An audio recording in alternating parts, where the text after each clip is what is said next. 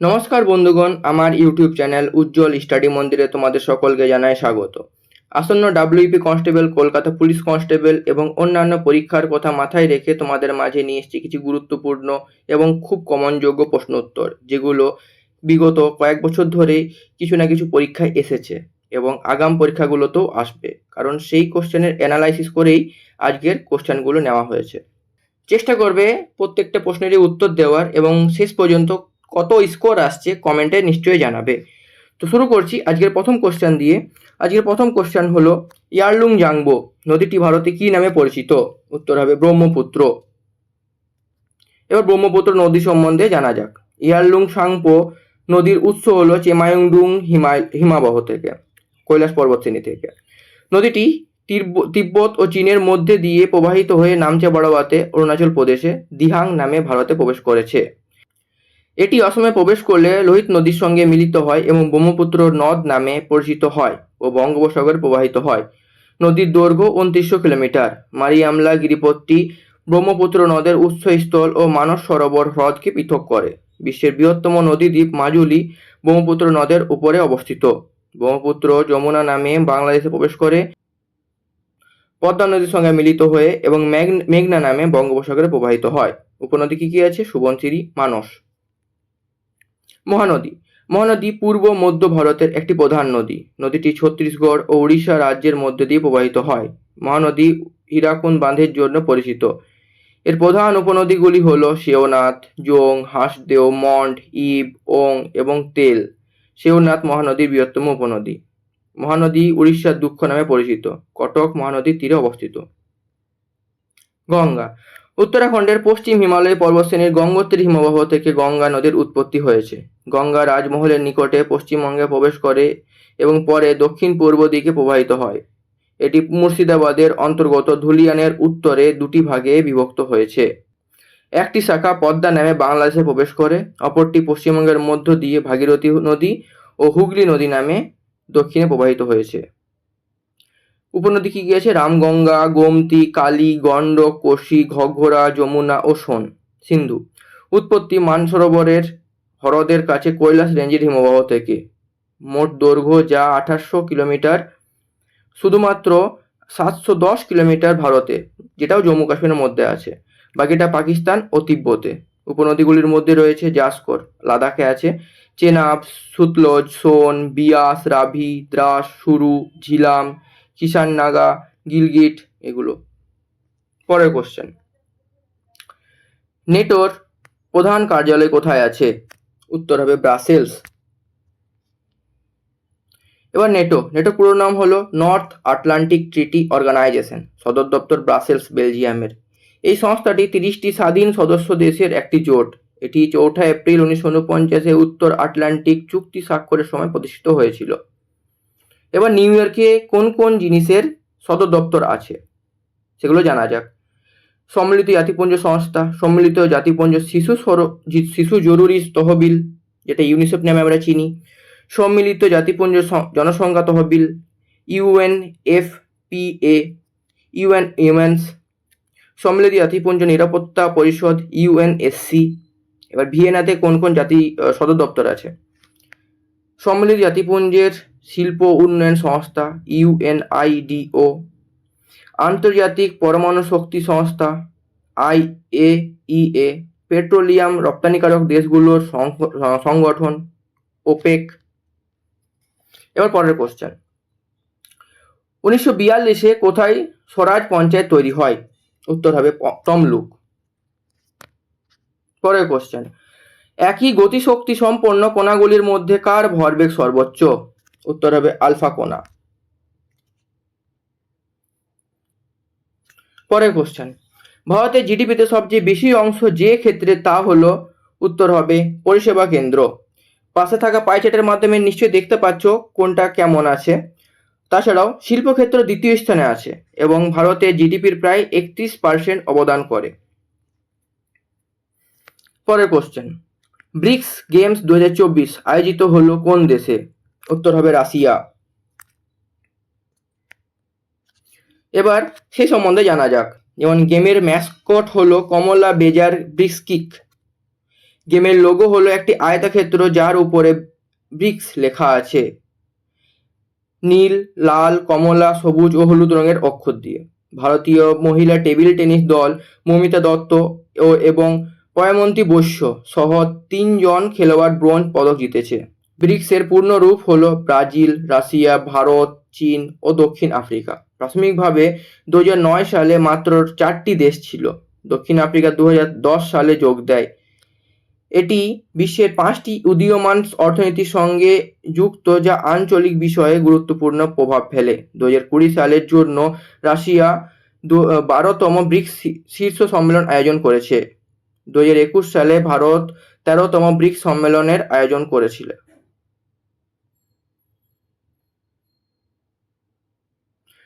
পরের কোশ্চেন, সেই সম্বন্ধে আরো জানা যাক। ব্রিক্সের সদর দপ্তর হলো সাংহাই, চীনে। নিউ ডেভেলপমেন্ট ব্যাংক এনডিবি আনুষ্ঠানিকভাবে ব্রিক্স ডেভেলপমেন্ট ব্যাংক নামে পরিচিত। এনডিবি এর বর্তমান প্রেসিডেন্ট হলেন ব্রাজিলের মার্কোস প্যাড্রো ট্রয়ডো। 2015 সালে কেডি কামাত, একজন প্রবীণ ভারতীয় ব্যাংকারকে ব্যাংকের প্রথম প্রেসিডেন্ট হিসেবে নিযুক্ত করা হয়েছিল। পরের কোশ্চেন, সিন্ধু নদের উৎপত্তিস্থল হচ্ছে? উত্তর হবে মানস সরোবর হ্রদ। ছবিতে দেখতে পাচ্ছ নিশ্চয়ই সেই মানস সরোবরের লেকের সম্বন্ধে। এবার অপশন সম্বন্ধে জানা যাক। যেমন শেষনাগ হ্রদ। ঝিলাম নদীর উৎপত্তিস্থল এখানেই। বিতস্তা হলো ঝিলামের বৈদিক নাম। ভীমতাল, নৈনিতাল, লোকতাল সাধু জলের হ্রদ। কৈলাস পর্বত মানসরোবর থেকে 4টি নদীর উৎস: সিন্ধু, সতলজ, ব্রহ্মপুত্র এবং কর্ণালী। পরের কোশ্চেন, ভারত ও বাংলাদেশের মধ্যে গঙ্গা জল চুক্তি সম্পাদিত হয়েছিল কোন সালে?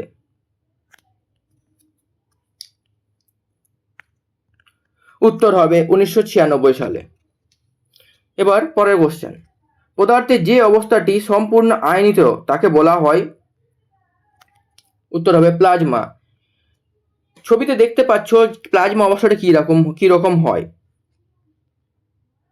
পরের কোশ্চেন, কোন উষ্ণতায় সেলসিয়াস ও ফারেনহাইট স্কেলের পাঠ একই দেখায়? উত্তর হবে -40°। এবার ফারেনহাইট এবং সেলসিয়াসের মধ্যে রূপান্তরের সূত্রটি হলো C/5 = F - 32/9। জল 100° সেলসিয়াস বা 212° ফারেনহাইট বা 373.15 কেলভিনে ফোটে। 0° সেলসিয়াস বা 32° ফারেনহাইট বা 273.15 কেলভিনে জল জমে। সেলসিয়াস স্কেল অ্যান্ড্রেস সেলসিয়াস চালু করেছিলেন। সেলসিয়াস স্কেলে জলের স্ফুটনাঙ্ক 100° সেলসিয়াস এবং গলনাঙ্ক 0° Celsius. Fahrenheit scale Daniel Gabriel Fahrenheit scale চালু করেছিলেন। এই স্কেল অনুযায়ী জলের স্ফুটনাঙ্ক 212° ফারেনহাইট এবং গলনাঙ্ক 32° ফারেনহাইট হিসেবে ধরা হয়। এটি 180 এর সঠিক পার্থক্য দেয়। পরের কোশ্চেন, ভূসো কালি মাখানো ধাতব বস্তুকে জলে ডোবালে উজ্জ্বল দেখায় নিম্নের কোন ঘটনার জন্য? উত্তর হবে অভ্যন্তরীণ পূর্ণ প্রতিফলনের জন্য। এবার সে সম্বন্ধে জানা যাক। আলোর প্রতিফলন। যখন আলো তার উৎসের পৃষ্ঠ থেকে একই মাধ্যমের দিকে ফিরে আসে তার প্রক্রিয়াটি আলোর প্রতিফলন হিসেবে পরিচিত। আলোর প্রতিফলনের নিয়ম: আপতন কোণ সর্বদা প্রতিফলন কোণের সমান হবে। আপতিত রশ্মি, প্রতিফলিত রশ্মি এবং ঘটনার বিন্দুতে স্বাভাবিক বা লম্ব একই সমতলে থাকবে। বিচ্ছুরণ। সূর্য থেকে আলোক রশ্মি বায়ুমণ্ডল ভেদ করে ভূপৃষ্ঠে আসার সময় বায়ুমণ্ডলের ধূলিকণা, গ্যাস ইত্যাদির ওপর আপতিত হয়ে চারিদিকে ছড়িয়ে পড়ে। এই ঘটনাটিকে আলোর বিক্ষেপণ বলে। আলোর বিক্ষেপণের ফলেই আকাশ নীল দেখায়। এবার আলোর প্রতিসরণ। দুটি ভিন্ন মাধ্যম ভ্রমণকারী আলোর গতির পরিবর্তনের কারণে একটি আলোক তরঙ্গ যখন একটি মাধ্যম থেকে অন্য মাধ্যমে চলে যায় তখন তাকে আলোর প্রতিসরণ বলে। আলোর প্রতিসরণের সূত্র: আপতিত রশ্মি, প্রতিসৃত রশ্মি এবং তাদের আপতনের বিন্দুতে স্বাভাবিক বা লম্ব একই সমতলে থাকে। আপতন কোণের সাইনের সাথে প্রতিসরণ কোণের সাইনের অনুপাত সর্বদা স্থির থাকে। প্রতিসরণের কারণে প্রতিদিনের পরিস্থিতিতে যে সাধারণ ঘটনা ঘটে তা হলো রামধনু, ক্যামেরা লেন্স, বাইনোকুলার এগুলো। অভ্যন্তরীণ পূর্ণ প্রতিফলন। ঘনতর মাধ্যমে আপতন কোণ যদি সংকট কোণের চেয়ে বড় হয় তবে রশ্মি একই মাধ্যমে প্রতিফলিত হয়। এই ঘটনাকে অভ্যন্তরীণ পূর্ণ প্রতিফলন বলা হয়। অভ্যন্তরীণ পণ্য প্রতিফলনের উদাহরণ কী কী? মরুভূমিতে মরীচিকার গঠন, জলে ডোবানো খালি টেস্ট টিউবের উজ্জ্বলতা, কাঁচের তৈরি একটি পাত্রে উপস্থিত একটি ফাটলের উজ্জ্বলতা, হীরাতে ঝলকানি, এগুলো। পরের কোশ্চেন, কার্লাইল সার্কুলার কি এবং ঔপনিবেশিক ভারতে কবে এটি জারি করা হয়েছিল? উত্তর হবে অপশন নাম্বার ডি। বঙ্গভঙ্গের সময় শিক্ষা প্রতিষ্ঠানে ছাত্রদের মধ্যে জাতীয়তাবাদী প্রতিরোধের একটি ফরমান।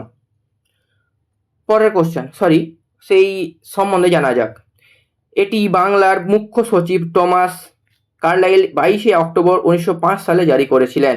ভারতীয় যুবকরা যখন বঙ্গভঙ্গের বিরুদ্ধে পাশ্চাত্য শিক্ষার বিরোধিতা শুরু করে তখন এটি জারি করা হয়। এসব দেখে অনেক স্বদেশী শিক্ষা চালু করা হয়। ন্যাশনাল কলেজ অফ বেঙ্গল চালু করা হয় এবং এর প্রথম অধ্যক্ষ ছিলেন Aurobindo Ghosh. Indian society of oriental arts 1906 সালে প্রতিষ্ঠিত হয়েছিল। P C Ray Bengal chemical store স্বদেশী কারখানা প্রতিষ্ঠা করেছিলেন। পরের কোশ্চেন, নিম্নলিখিত সমাজ সংস্কারকদের মধ্যে কে 1896 সালে পুনাতে হিন্দু বিধবা হোম নামে একটি শিক্ষা প্রতিষ্ঠা করেছিলেন? উত্তর হবে দণ্ডকেশব খারবে। এবার সেই সম্বন্ধে জানা যাক। দণ্ডকেশব খারবে যারা পুনরায় বিয়ে করতে পারেনি তাদের সাহায্য করার জন্য খারবে পুনায় একটি শিক্ষা প্রতিষ্ঠান হিন্দু বিধবা হোম প্রতিষ্ঠা 1896 সালে প্রতিষ্ঠা করেন। এবার চন্ডিকা দাস অমৃতা রাও দেশমুখ, যিনি নানাজি দেশমুখ নামে বেশি পরিচিত, ছিলেন ভারতের একজন সমাজ সংস্কারক এবং রাজনীতিবিদ। তাকে মরণোত্তর ভারত সরকার কর্তৃক 2019 সালে ভারতের সর্বোচ্চ বেসামরিক পুরস্কার ভারতরত্ন প্রদান করা হয়। পরের কোশ্চেন, কোন কমিশন জালিয়ানওয়ালাবাগ হত্যাকাণ্ডে তদন্ত করেছিলেন? উত্তর হবে হান্টার কমিশন। এটি 13 এপ্রিল 1919 তারিখে পাঞ্জাবের জালিয়ানওয়ালাবাগে হয়েছিল। বৈশাখী উৎসব উদযাপন করতে এবং সাইফুদ্দিন কিচলু এবং ডক্টর সত্যপাল মালিক নামে দুই নেতাকে গ্রেপ্তারের প্রতিবাদে জালিয়ানওয়ালাবাগে মানুষ জড়ো হয়েছিল। হান্টার কমিশন জালিয়ানওয়ালাবাগ কাণ্ডে তদন্তের জন্য সরকার একটি তদন্ত কমিটি গঠন করেছিল। চেয়ারম্যান লর্ড উইলিয়াম হান্টারের নাম অনুসারে কমিটি সাধারণত হান্টার কমিশন নামে পরিচিত হয়েছিল।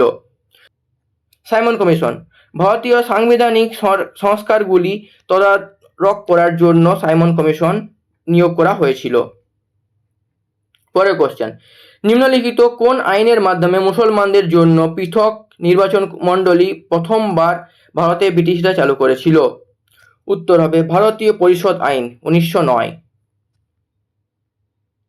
এবার ভারতীয় পরিষদ আইন 1909 সালের ইন্ডিয়ান কাউন্সিল অ্যাক্ট মরলে মিন্টো রিফর্মস নামে পরিচিত। মরলে মিন্টো ছিলেন ভারতের তৎকালীন সেক্রেটারি অফ স্টেট এবং লর্ড মিন্টো ছিলেন ভারতের তৎকালীন ভাইসরয়। লর্ড মিন্টো সাম্প্রতিক নির্বাচনের জনক হিসেবে পরিচিত হন। ভারতীয় পরিষদ আইন 1909 ভারত সরকার আইন 1919 মন্টেগু চেমসফোর্ড নামে পরিচিত।